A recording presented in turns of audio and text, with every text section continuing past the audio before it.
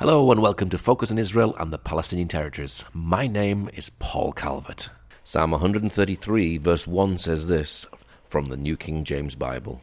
Behold how good and pleasant it is for brethren to dwell together in unity.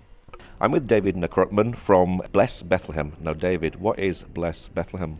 Blessing Bethlehem is an initiative that's part of the Center for Jewish Christian Understanding and Cooperation, which I'm the executive director of, to help Christian Arabs living in the birthplace of Christianity to put food on their table. That's simple. That's what Blessing Bethlehem is. It was inspired by our own faith within Judaism, Orthodox Judaism, I would say Judaism in general, of covenant land demands covenant responsibility. We are stewards of this land. We understand when we don't keep covenant that we can get taken out of the land of Israel. History has proved this in the past, twice. In the history of Israel, since we didn't keep covenant, we were thrown out of the land of Israel. Now that we have this responsibility of being a steward again, we want to make sure those who are most marginalized in this land, whether it'll be under the state of Israel or not, it's called the Holy Land. It says in our Declaration of Independence that the state of Israel is in the land of Israel. Okay? And therefore, Bethlehem is part of the land of Israel. And those who are most marginalized in the Holy Land are Christians. So we feel it is our mandate as a Center for Jewish Christian Understanding and Cooperation is to help those who need the help the most. And that's the Christian community here in the Holy Land. When were you started and why were you started? So the center was started in 2008. The Blessing Bethlehem program in itself actually is a transformation of different initiatives that we were trying to help with the Christian Arabs in the land of Israel, both within the state of Israel and in the Palestinian-controlled territories. We began with a food voucher program, which we gave out to people who were financially challenged. They would go to a certain supermarket in Judea, and they would go ahead and buy their groceries from there. Then in 2016, we transformed it to a specific initiative called Blessing Bethlehem. So this really is Jews blessing Christians? This is Orthodox Jews blessing Christians in the land of Israel. Is there a lot of poverty amongst the Palestinian Christians in Bethlehem? The number one issue is poverty because of the discrimination of Christians in the Palestinian-controlled territories. Just remember, Bethlehem 25 years ago was 85% Christian, 15% Muslim. Now the numbers have been reversed, where you have 15% are Christian and 85% are Muslim. Since Arafat's return to Israel and he became the leader of the Palestinian Authority, Christians have been exiting the Holy Land, and specifically Bethlehem. Now, it's not for me to determine how all this came about. I'm here to simply provide humanitarian aid. And 15% of Christians living in the birthplace of Christianity, the number one issue is poverty because of unemployment. So if a Christian is up for a job and the Muslim is up for the job, since the majority are Muslim, the Muslim is probably going to get the job before a Christian. And there is no small business administration for Christians living in the birthplace of Christianity. The welfare system is, if you would say there is a welfare system in Bethlehem, it's really lacking in the services that are needed. A lot of times people have to make a determination how they're going to put food on the table. So since I'm involved in Jewish-Christian relations for the last 18 years, 11 and a half of those years heading the Center for Jewish Christian Understanding and Cooperation, I felt it was a mandate of mine to help out those who are most marginalized. Now you're Jews helping Palestinians. Aren't you supposed to be enemies? No, I'm probably very much pro-Palestinian. I believe that both peoples can live in the land in peace and harmony. It's just a question of leadership. Both peoples have gone through a history together. There's a lot of distrust. I am not a political leader. I'm not for a specific government, but at the end of the day, the Palestinian Authority and their leadership over the years haven't treated Christians well. My government, as far as Christian citizens are concerned within the state of Israel, have really advanced rights for religious freedom for its citizens, including Christians and those from Baha'i faith and other faith communities, including Muslims. 19% of Israel's citizens are Muslim. They are in positions of power, including anywhere up into the court system to being a police officer and so on and so forth. The Palestinian-controlled territories, those rights of freedom of expression for religion is not often given, and some actually suffer for their faith. So looking at what I can do for the Christian community here, I felt the best place to begin was in the birthplace of Christianity. So how did the Christian community feel about receiving help from you? For many of the Christians receiving financial help from us, it's a shock because they've never really interfaced with Jews before. This is, for many of them, the first time actually interfacing with Jews. They never thought that Jews really are concerned about their welfare. This has changed the dynamics of the relationship on the ground and actually building more positive relationships. So I'm doing what God has put on my heart, making and bettering relationships between the local communities. So is this unique for the Holy Land? This is very unique as far as an Orthodox Jewish organization willing to help out the Palestinian Christian community. That's very unique. It doesn't mean that there are not interfaith organizations out there that bring leadership together, but as a grassroots initiative, this is the first of its kind within the Orthodox Jewish community. So is this helping to build the good relations between Christians and Jews? The answer is yes, because once you are looking out for the other and their needs in the land, then you start asking why, and then you interface, well, so why you do this, and why are you Jewish? And I say, well, so why are you Christian? You begin to have this dialogue that you would never normally have.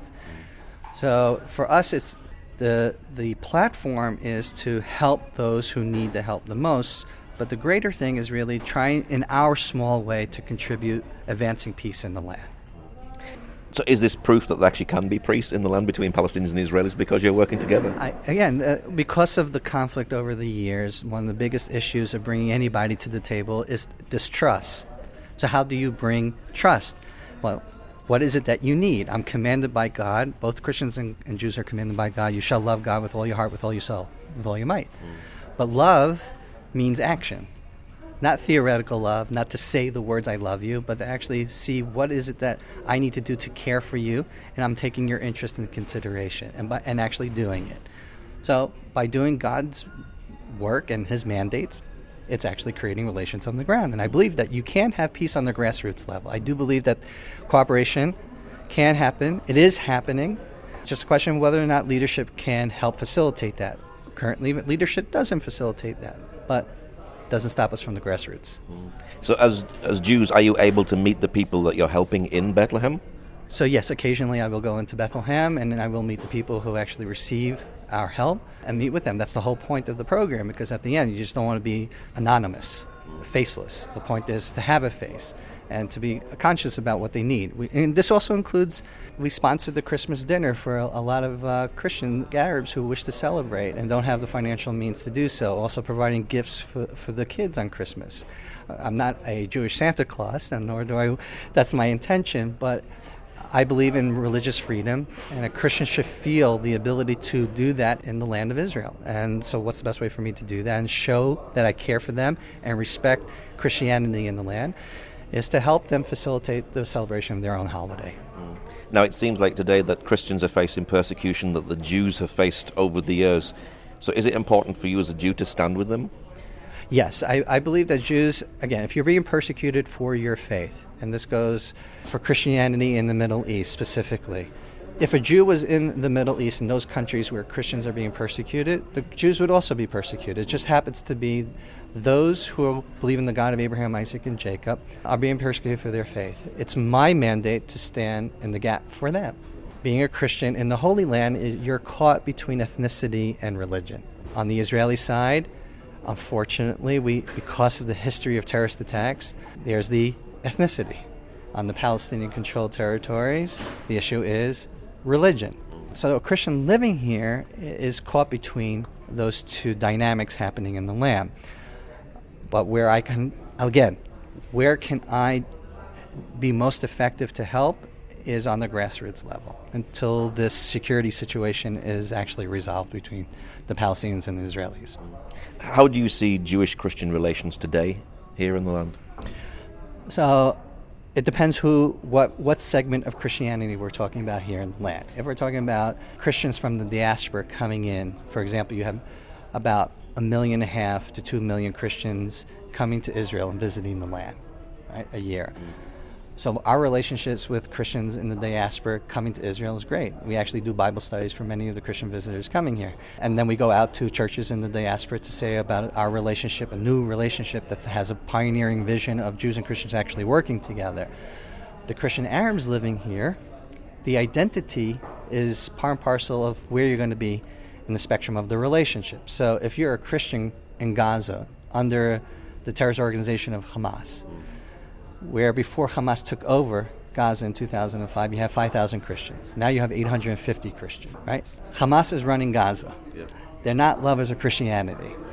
Christians have left, right? There's still a murder trying to be resolved, or there was a murder of a Christian book owner. He was actually murdered in front of his bookstore, and it's not resolved. We don't know who did it. All right.